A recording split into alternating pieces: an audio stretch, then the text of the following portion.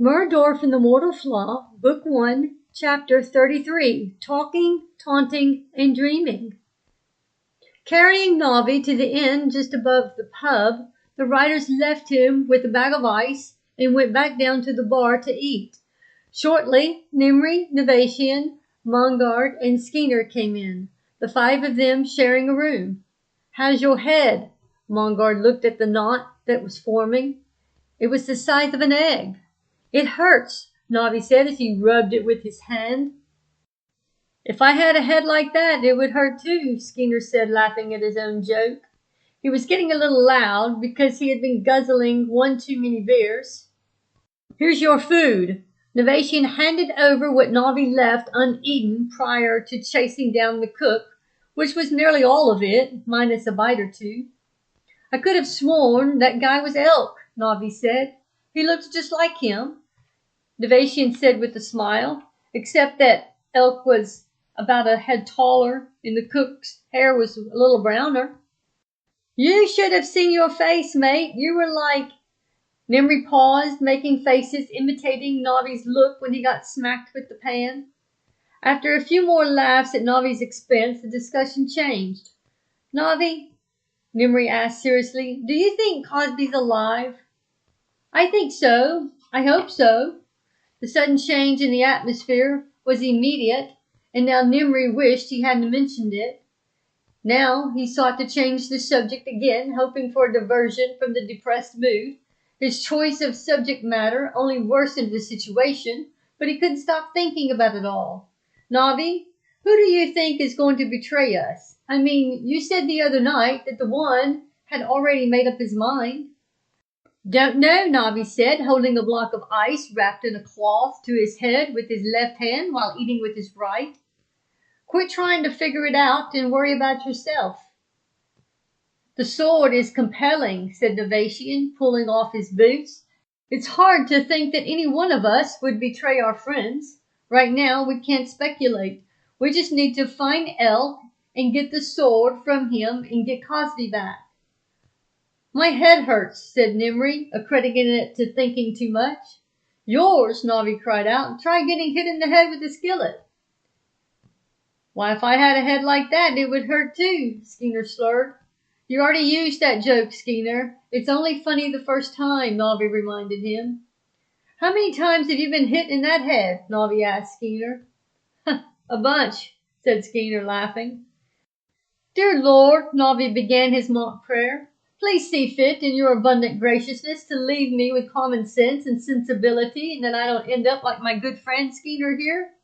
"Amen," said Skeener, instinctively and sincerely bowing his head to pray when he saw Navi do so. "Oh, brother, you're worse than I thought," Navi murmured under his breath. Seeking to change the subject, Skeener turned to Nimri. "You know, Nimri, I know you don't like Princess Nadora, but she is a really nice woman." "I like her," Nimri admitted. "She's nice, and she is an awesome archer. I just don't think a girl should fight." "Princess Nadora is an excellent archer, and she is capable with the sword, only disadvantage in strength," Mongard added. "She's not bad for a girl, mate," Navi offered. "And like you said, she's definitely a beauty. She'll probably make someone a good woman one day, don't you think, crony?" He looked at Nuvatian, tossing him a peanut in the shell. "Oh, I would be courting her if I thought I could," Nimri said. "I think Nuvatian here is love-struck," laughed Skeener. "Go to sleep, Skeener," Nuvatian said, his head buried in his pillow. "She's just a silly princess." "Nuvatian and Nadora, Nuvatian and Nadora," chanted Skeener, laughing at his childish taunt. "She's just a silly princess," Nuvatian repeated, throwing his pillow and hitting him in the face.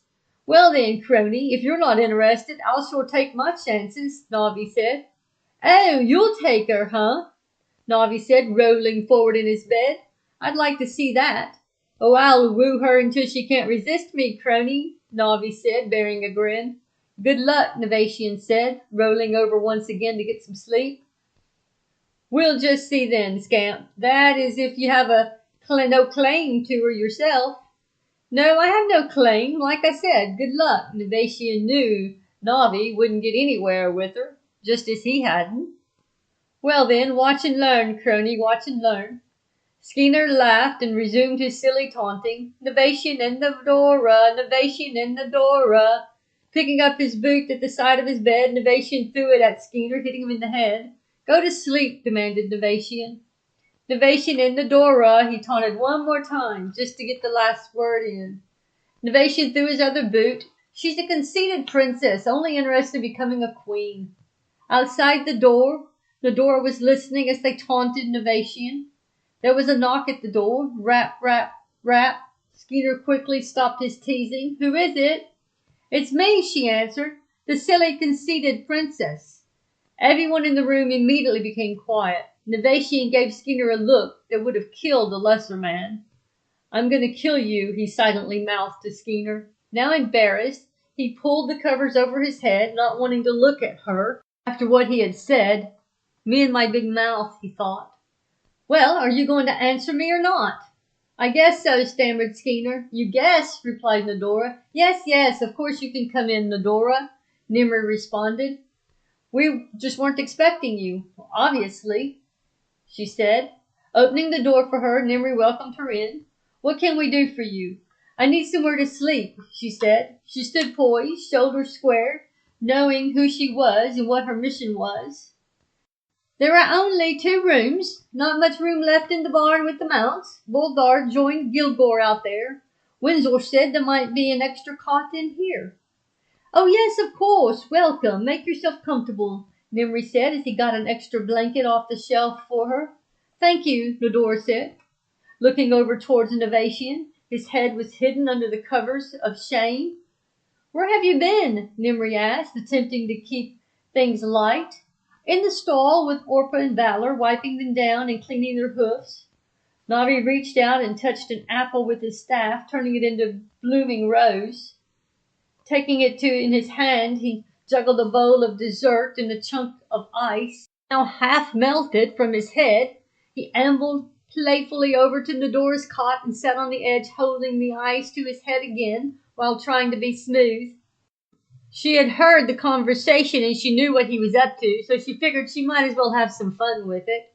A flower for a princess, he offered, holding out the flower. A far cry from an expression of beauty, elegance, and grace found in such an extraordinary princess, he said. He held out the bowl. And here is some dessert to go with it, a meager symbol of your sweetness. Smiling, Nadora said coyly, do you possibly think that I could be so easily wooed with sweets and flowers? Oh, not at all, Navi said, but a man has to begin somewhere, and frankly, I think this is the beginning of a lasting relationship. Hey, you got to give a man a chance. But if that's how you feel, then I'll just have both for myself. He pushed the fork loaded with sugar into his mouth. That's good. She played along for a moment, then laughed. Get off my bed, she nudged with her foot. Suit yourself, he playfully wandered back over to his cot with his cobbler, his flour, and his ice block. Nadora took off her boots and then threw one at Nuvatian, still huddled under the covers, feigning sleep. Embarrassed, he never even looked up. She lay in the bed and then laid the covers around her head. Blowing out the 2 oil lamps in the room, the riders now quickly slipped off to sleep, the drama seemingly over for the night. Nuvatian lay there awake, regretting that he had called her silly or conceited, and embarrassed that she heard Skeeter taunting him.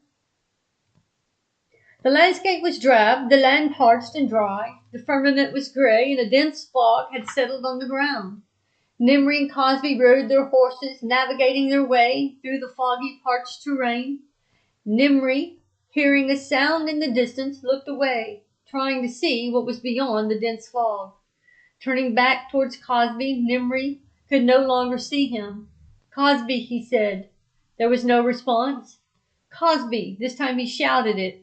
Again there was no response. With growing concern, he pulled his sword from its sheath and shouted for Cosby once again. He now became fearful for his friend and called his name over and over. Come on, Cosby, this isn't funny. Say something. He strained his eyes, attempting to pierce the dense fog.